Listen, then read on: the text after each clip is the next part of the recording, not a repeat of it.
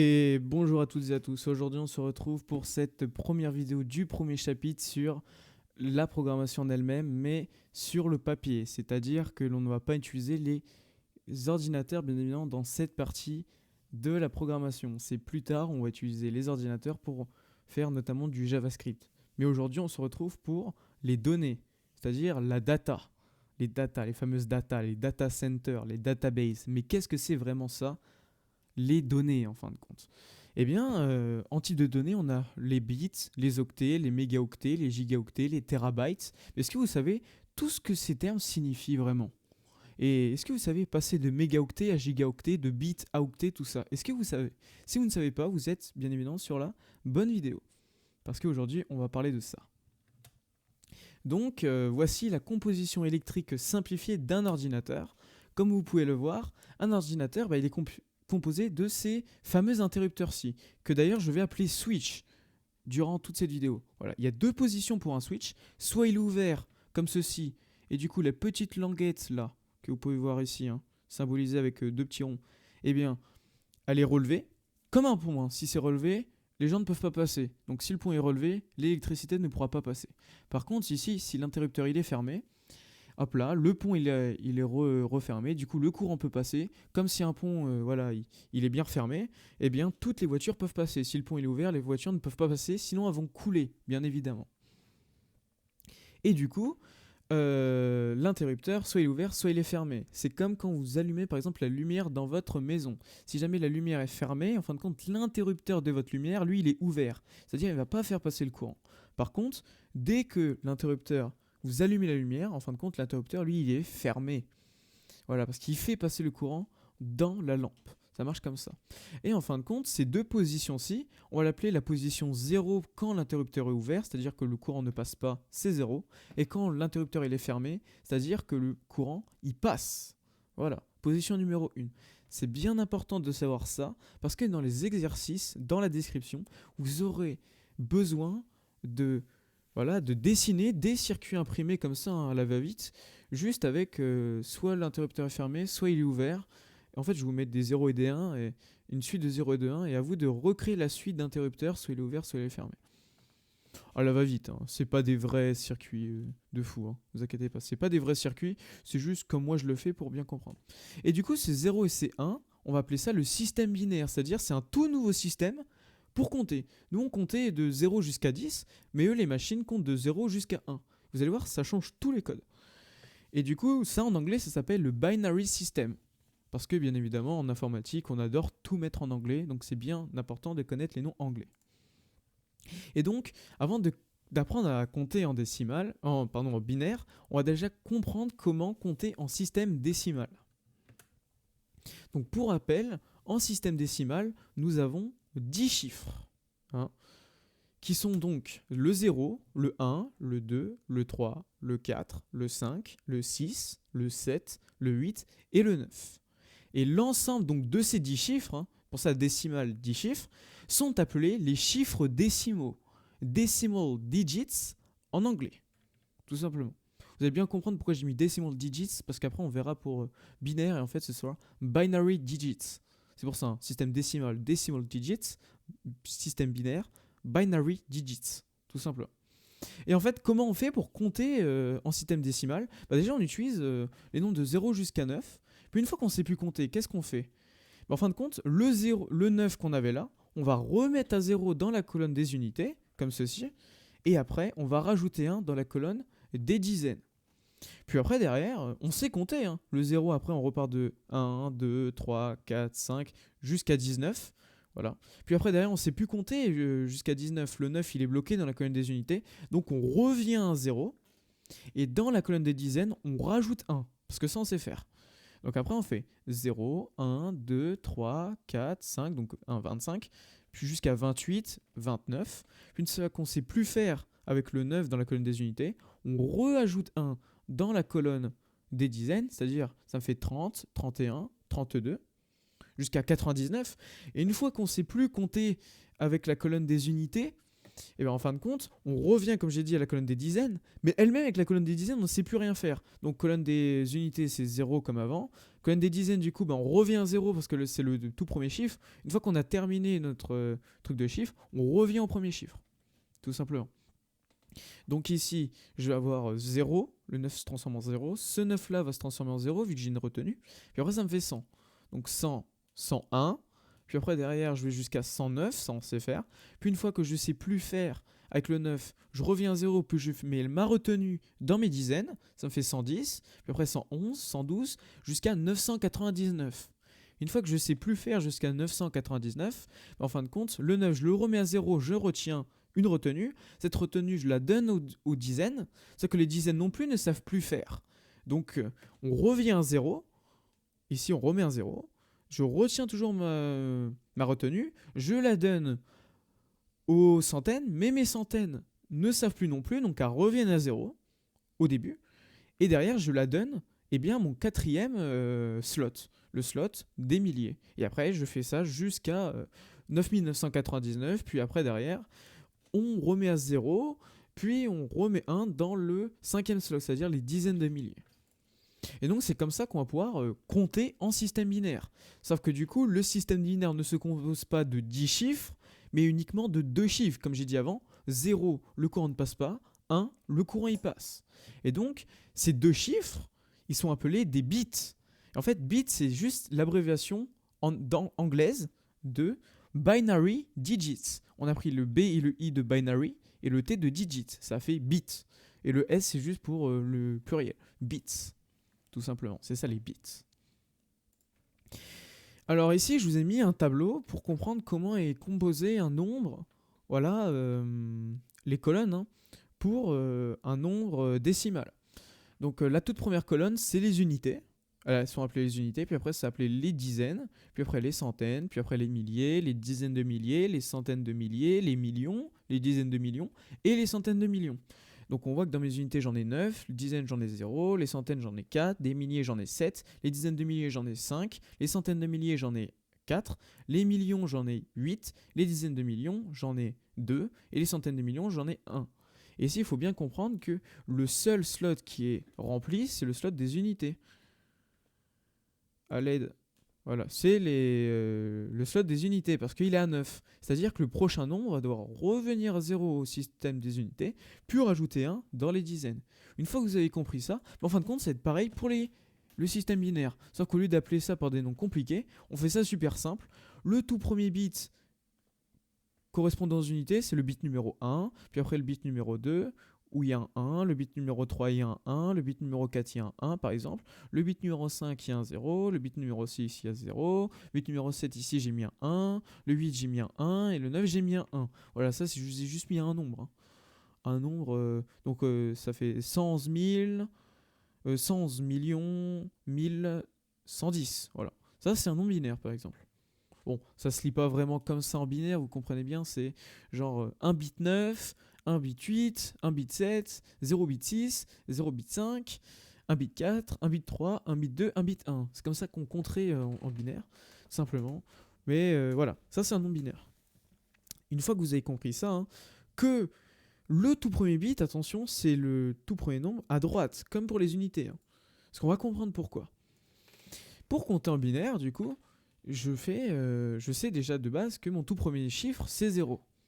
Donc je compte à partir de 0. Puis après derrière, je sais que le 0, je peux le transformer en 1. Donc après 0, j'ai 1. Et ensuite, je ne sais plus faire. Donc on va faire comme pour le système décimal. Dans mon premier bit, je reviens à 0, puis c'est au deuxième bit que je vais remettre 1. Je retiens 1 pour le deuxième bit. Du coup, ça me fait 10. Ensuite, pour compter juste après, on revient au premier bit, 1, et du coup, à ce premier bit, je vais lui rajouter 1. Ça va me faire 11. Puis ensuite, je ne sais plus compter dans mon premier bit. Donc, je reviens à 0, je retiens 1. Cette retenue, je la donne à mon deuxième bit, sauf que mon deuxième bit aussi ne sait plus compter. C'est-à-dire qu'ici, derrière, je vais remettre à 0 et je retiens toujours 1. Et ce 1-là, je vais le donner au troisième bit. Voilà. Du coup, ça me fait 100.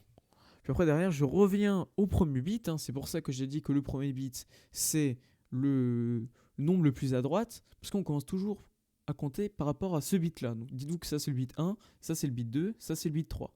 Donc ici par exemple ce nombre-là a 1 bit, celui-là en a 1, celui-là en a 2, celui-là en a 2, celui-là en a 3. Puis après derrière on fait pareil, hein. 101, 110, 111, 1000, 1001, 1010, 1011, 1100, 1101, 1110, 1111, 10 000, et voilà. Et du coup, comment savoir combien il y a de bits? Par exemple, ici, j'ai qu'un seul chiffre. Donc, quand j'ai qu'un seul chiffre, on va dire que j'ai qu'un seul bit. Ici, vu que j'ai deux chiffres, j'aurai 2 bits. Voilà. Ce nombre binaire-là, on aura 2 bits. Et en fin de compte, pour ce nombre-là, on va dire que j'ai 3 bits. Voilà. Et ici, pour chacun de ces nombres-là a 4 bits. Et chacun de ces nombres-là ont 5 bits. Voilà. Il faut bien comprendre que quand il y a un chiffre, j'aurai donc 1 bit. Quand il y en a 4, j'ai 4 bits par exemple. Quand j'ai 3 chiffres, j'ai 3 bits. Une fois que vous avez compris ça, exercice, devinez combien de bits sont présents pour chacun des nombres ci-dessous.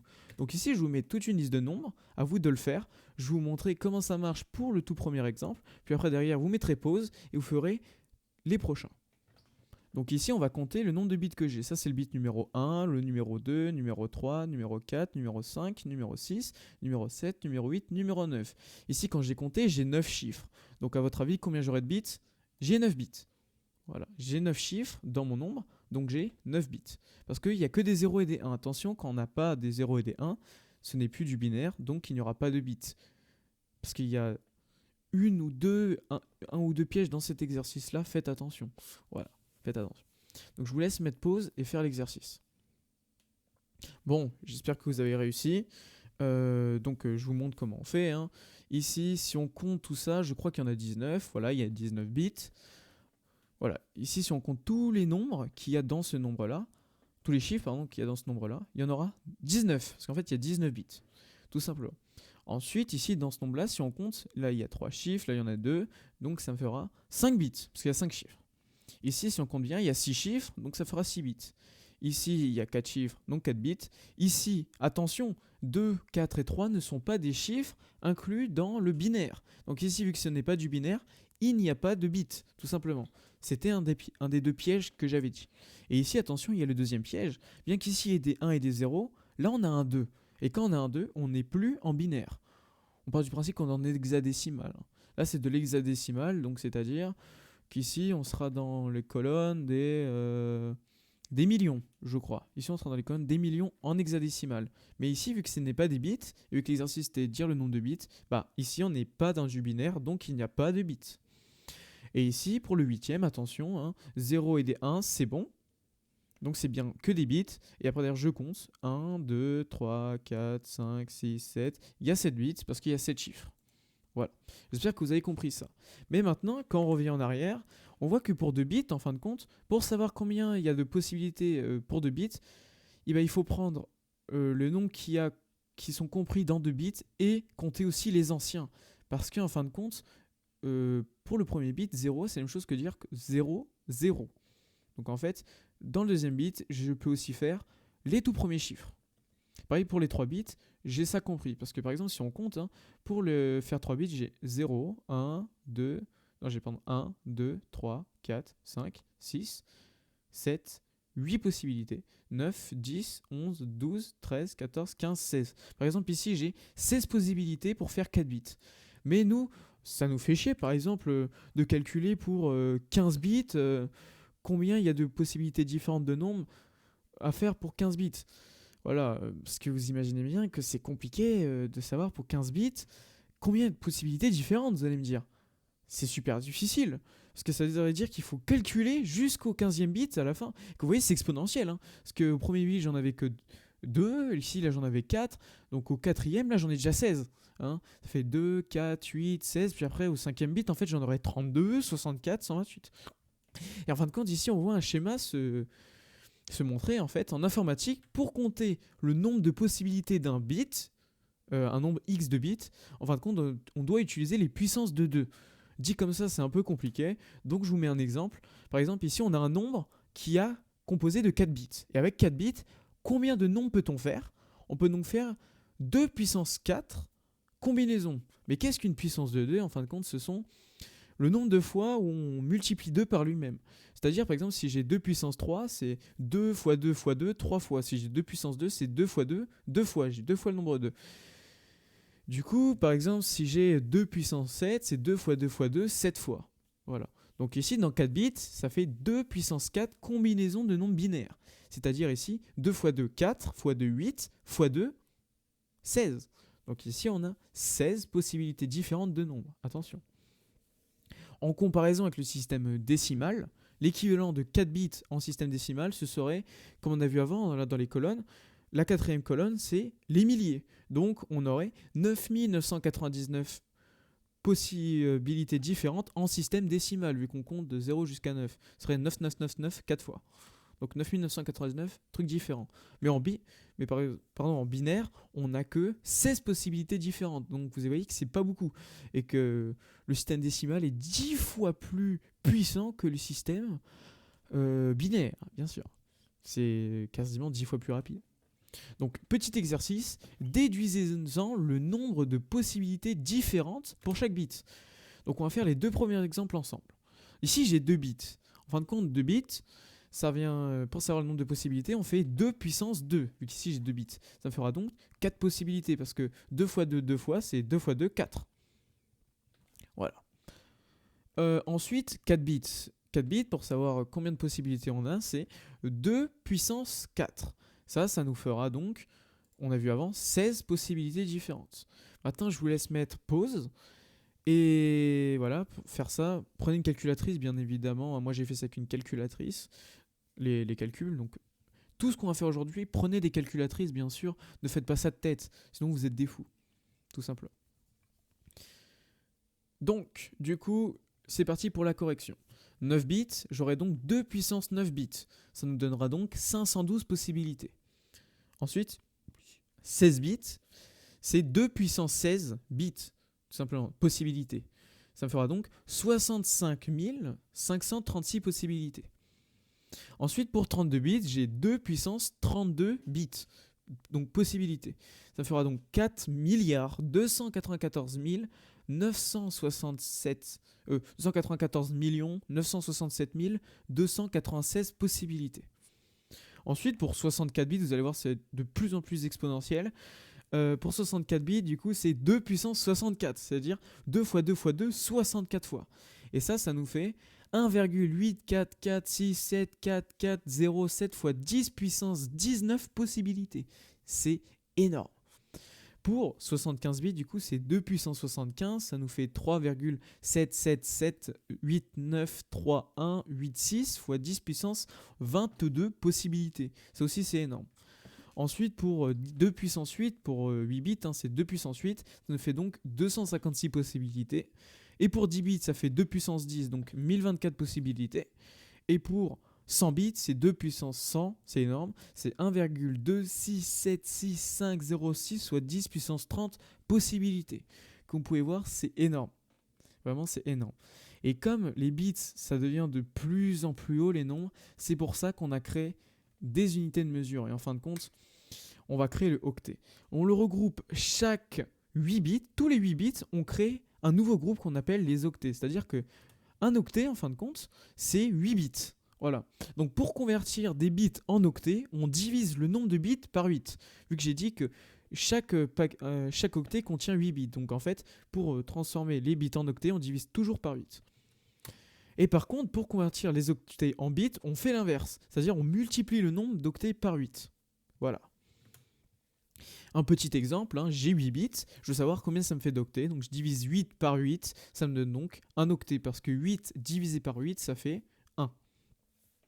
Ensuite, 16 bits, ça me fait donc 16 divisé par 8, qui me fait donc 2 octets. Et ensuite, 12 octets, pour le transformer en bits cette fois, eh bien, comme on a vu, on doit multiplier par 8. Donc, c'est-à-dire, on fait 12 fois 8, et ça fait 96 bits. Alors ça, c'est à apprendre par cœur, mais une fois que vous avez retenu 8, ça va tout seul. Pour transformer les bits en octets et les octets en bits, en vrai, ça passe tout seul et on comprend très rapidement pourquoi ça.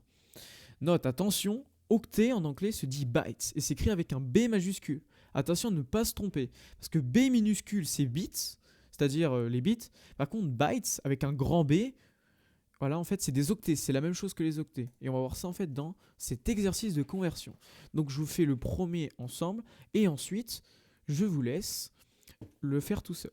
Donc le premier truc, c'est tout simplement, j'ai 13 bits et je dois le convertir en octets. Donc comme on a dit, dans un octet, on a 8 bits. Donc 13 bits, je fais 13 divisé par 8, ça me donne donc 1,625 octets. Voilà, donc environ 2 octets, hein, si on arrondit bien. Environ 2 octets. Ensuite, j'ai 34 octets, on va savoir combien ça fait de bits. 34 octets, je le divise par 8, et tout simplement, je le multiplie par 8, pardon, et ça me fait 272 bits. Voilà. J'espère que vous avez compris. 34 octets, dans un octet j'ai 8 bits, donc je multiplie par 8 pour retrouver mon nombre de bits initial. Vu que pour transformer mes bits en octets, j'avais divisé par 8. Tout simplement. Donc maintenant, je vous laisse faire les 4 prochains exemples, et après, je vais corriger. Bon, voici la correction.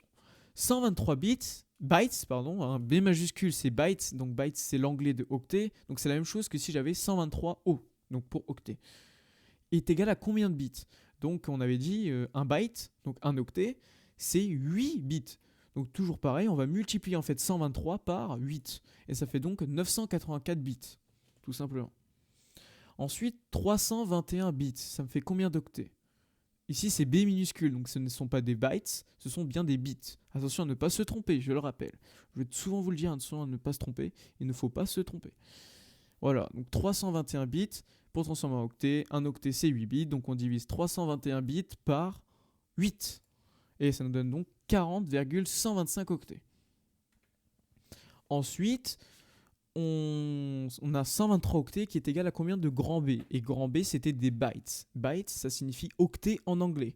Donc en fait, 123 octets, ça fait 123 bytes. C'est totalement la même chose. J'espère que vous me suivez bien. Et maintenant, 123 bits, ça fait combien de bytes? Attention, ici, ce n'est pas la même chose. Ces deux B là ne sont pas la même chose. Parce que le petit b, c'est les bits, le petit o, c'est les octets, le grand B, c'est les bytes. Et attention à bien écrire comme j'ai écrit, sinon vous allez faire des erreurs. Si vous écrivez KB avec un B minuscule pour dire kilobit, ou KB avec un majuscule pour dire kilobytes, c'est bon. Mais maintenant, si vous écrivez kilobit avec un grand B, ça n'aura plus aucun sens. On ne vous comprendra pas et vous ferez des erreurs. Donc surtout, bien vous dire que le petit b pour bit, le petit o pour octet, et du coup, voilà. Après, vous ne ferez aucune erreur grâce à ça. 123 bits, pour savoir combien ça fait d'octets, on divise 123 par 8 et ça nous donne 15,375 bytes. Attention, donc octets. Parce qu'un octet, je le rappelle, c'est 8 bits. Donc je divise par 8. Mais attention, maintenant on a vu que même les octets, ça peut aller très loin. Parce que voilà, là j'ai pas beaucoup d'octets. Mais si je vous en donne beaucoup, parce que toujours, si on a des milliards de bits qu'on divise par 8, eh bien en fin de compte, on aura toujours beaucoup d'octets. Parce que 1 milliard divisé par 8, ça fera toujours quelques millions. Donc, comment faire?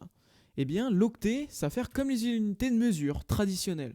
Par exemple, le mètre. Et en fait, le mètre, on va pouvoir les mettre dans des paquets plus petits, qu'on va voir plus bas. Donc, vous avez sûrement déjà vu ça. Le mètre, après on a le kilomètre, le mégamètre, les gigamètres, téramètre, pétamètre, hexamètre, zétamètre et yotamètre. Voilà. Et en fait, à chaque fois, on va créer des paquets de plus en plus grands avec les mètres. Par exemple, si j'ai 1000 mètres, en fin de compte, on va pas dire j'ai 1000 mètres, on va dire j'ai 1 kilomètre. Et c'est pour ça que 1 kilomètre, c'est 1000 fois plus grand que les mètres. 1 mégamètre, c'est 1000 fois plus grand que les kilomètres. 1 gigamètre, 1000 fois plus grand que les mégamètres, qui est lui-même 1000 fois plus grand que les kilomètres, qui est lui-même 1000 fois plus grand que les mètres. Il faut bien comprendre ça.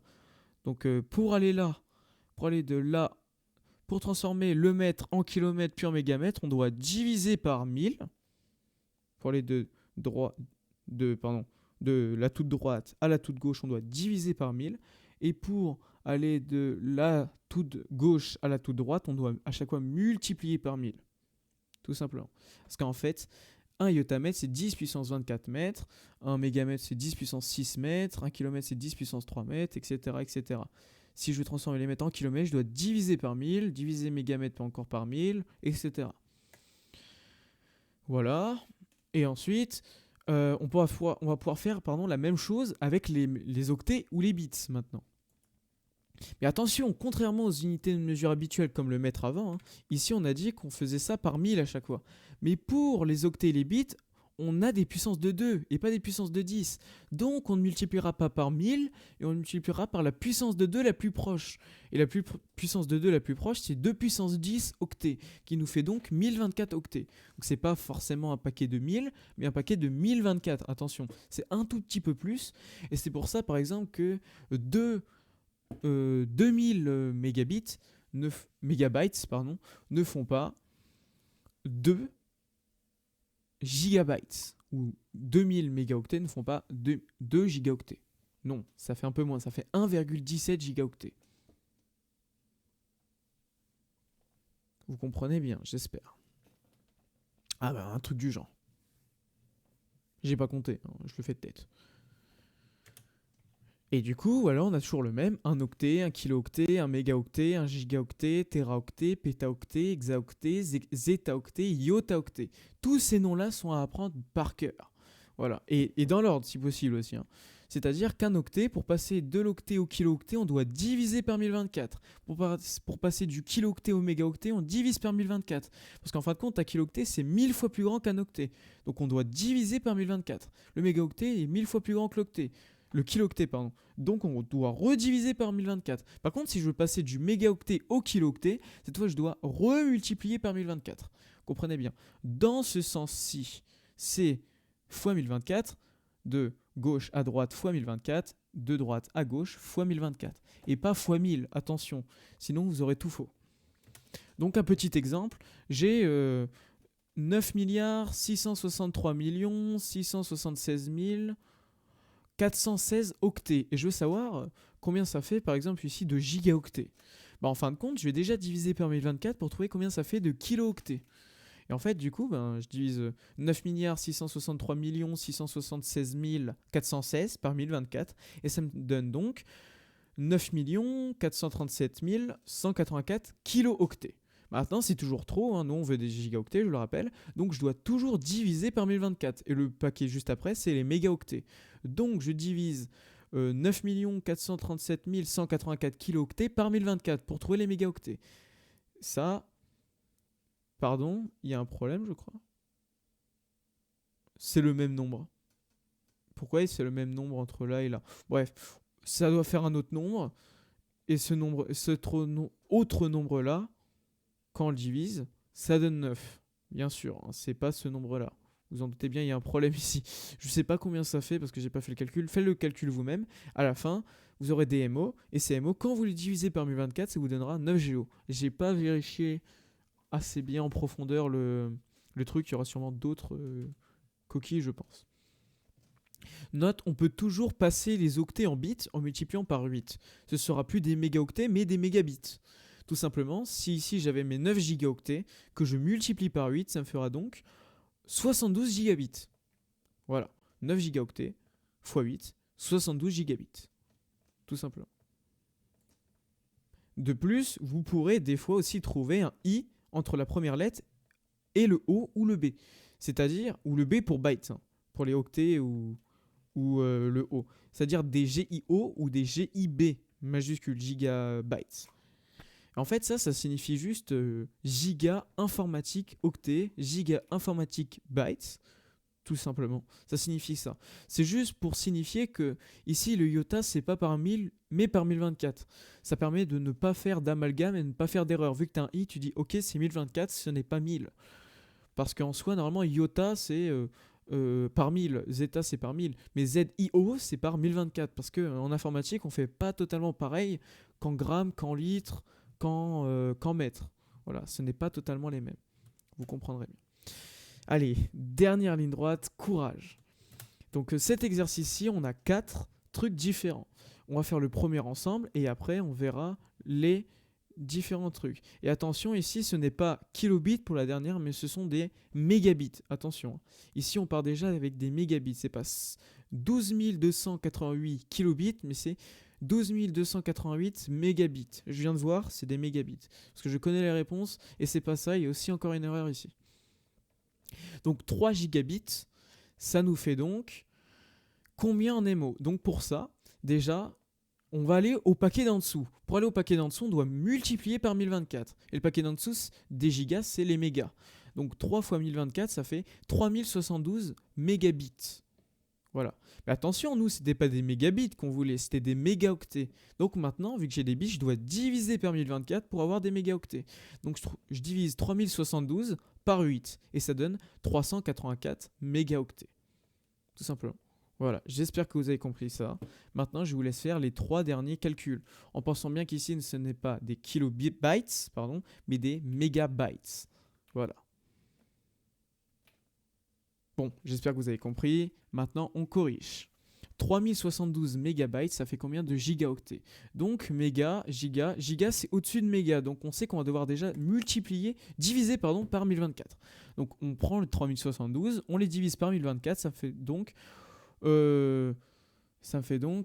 oui, 3 gigaoctets. Si vous avez bien trouvé ça, on trouve 3 gigaoctets. Car, en fin de compte, le mégabytes, bytes, ça signifie octet. Donc on peut transformer mégabytes en mégaoctets très facilement sans rien faire. Donc en fait 3 mégabytes, gigabytes ici, de base ça devrait faire. Et bien en fait, ça fait 3 gigaoctets, j'ai directement mis ça. Car B égale bytes comme je l'ai marqué. Ensuite le troisième, on a donc 75 497 472 bits, ça fait combien de mégaoctets? Tout simplement. Pour faire ça, déjà, on sait que du coup les bits, eh bien c'est plus bas que les mégaoctets. Les mégas c'est au-dessus, les mégaoctets c'est au-dessus que les mégabits. Donc déjà, on va transformer ça en mégabits. Voilà, hein. Déjà on va essayer de transformer ça en mégabits. Donc on va faire 75 497 472 divisé par 1024, ça fait donc 73 728 kilobytes. Voilà. Et ça, on redivise par 1024 pour trouver combien ça fait en mégas. Et ça fait 72 mégabits. Pardon, c'est des mégabits. Hein. Oui, c'est des mégabits. Et ensuite, ça, on le divise par 8 parce que pour transformer des bits en octets, on divise par 8. Et ça me fait donc 9 mégaoctets. Là, le résultat, c'est 9 mégaoctets. Maintenant, 12 288 mégabytes, attention, est égal à combien de gigabits? Eh bien, tout simplement, je sais que mégabit, c'est plus petit que les gigas, donc c'est un cran au-dessus. Donc je divise ça par 1024, ça me donne donc 12, non pas kilobits, mais gigabits maintenant. Attention, gigabits. Je sais pas pourquoi d'ailleurs j'ai mis... Enfin, ça c'est totalement bugué, j'ai fait n'importe quoi. C'est 12 gigabits. Gigabytes d'ailleurs, hein, gigabytes. Vous voyez, même moi je me trompe. B majuscule, bytes, gigabytes. Et après, on multiplie par 8 et ça fait donc 96 gigabits. Voilà, et du coup, là, ici, le résultat, c'était 96 gigabits. Tout simplement. J'espère que vous avez compris ça. Si vous avez compris, n'hésitez pas à aller faire, bien évidemment, les exercices dans la description. Il y en a une petite dizaine, je crois. Et du coup, voilà, ils sont tous corrigés dans la description et normalement, il n'y aura pas d'erreur sur cela. Par rapport à ce vieux PowerPoint de merde que j'ai fait en 2 heures à la va-vite.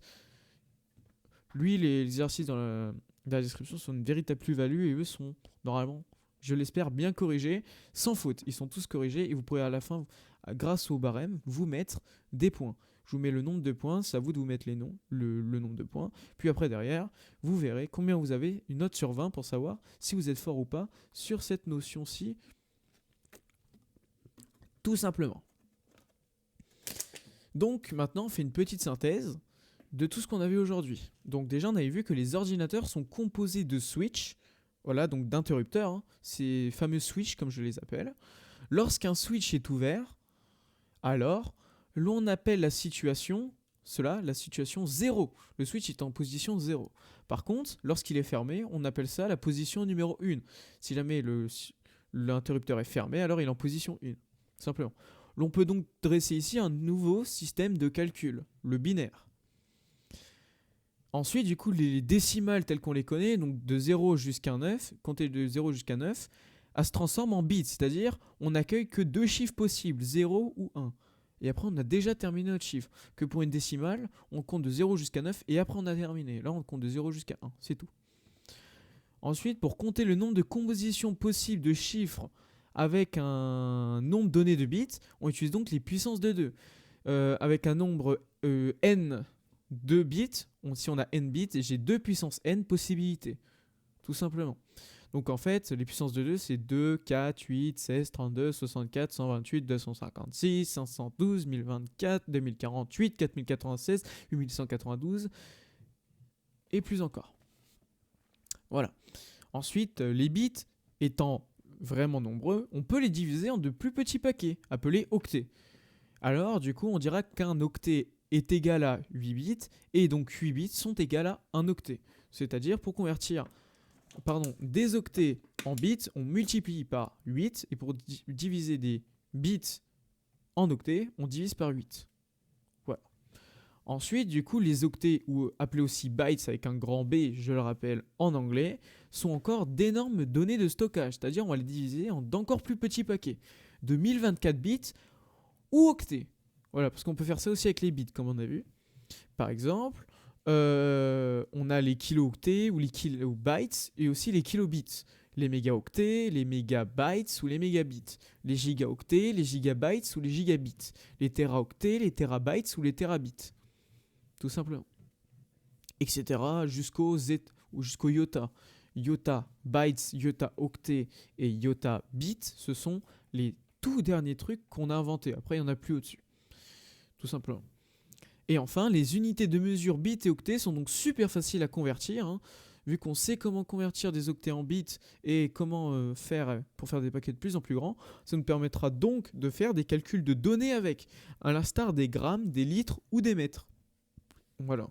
Par exemple, pour calculer une vitesse, on a besoin des secondes et des mètres. Par exemple. Par exemple, pour calculer des débits internet, on aura besoin des secondes et une vitesse internet, hein, on aura besoin des octets ou des bits ou des bytes, ça dépend, l'un des trois. Et du coup, après, on devra le diviser par des secondes. Si ça vous intéresse de faire une vidéo sur les débits internet, je pourrais le faire. Mais en gros, c'est pareil que le calcul de vitesse, c'est juste qu'on fait ça avec des octets au lieu des secondes, tout simplement. C'est la même chose, c'est le même calcul. Et voilà. Bon, sur ce, on a terminé cette vidéo. N'hésitez pas à aller faire, bien évidemment, les exercices dans la description. Si jamais vous avez des questions, n'hésitez pas à m'en poser dans l'espace commentaire. Je me ferai un plaisir d'y répondre. Je sais que cette vidéo était pas facile à visionner, donc visionnez-la plusieurs fois si possible et faites vraiment vos exercices dans la description, ça vous permettra de vous inculquer ça dans la tête. Ce qu'il faut retenir, 2 chiffres à retenir, 8 et 1024. Une fois que tu as retenu ça, il faudra juste retenir le mot binaire, le mot switch, et après derrière les 0 et les 1 et les puissances de 2. Une fois que tu connais ça, je pense qu'on a à peu près tout compris de cette vidéo. Voilà, ça c'est vraiment une synthèse. D'ailleurs, cette synthèse-là, que vous avez ici, vous pourrez la prendre en photo, si vous voulez, la screen et la garder pour apprendre votre cours, tout simplement. Vous pouvez screen, ou alors même prendre des petites notes tout au fil de la vidéo. Remettez-vous la vidéo au début et prenez des notes sur un cahier, vous allez voir, c'est super pour apprendre. Ça, c'est sûr que c'est super. Voilà. Sur ce, moi je vous laisse et je vais aller écrire bien les devoirs pour cette vidéo. Et j'espère que ça vous aura plu. Si jamais vous avez des questions, n'hésitez pas à le mettre dans la description de cette vidéo. Et sur ce, moi je vous dis à bientôt. Allez, tchuss!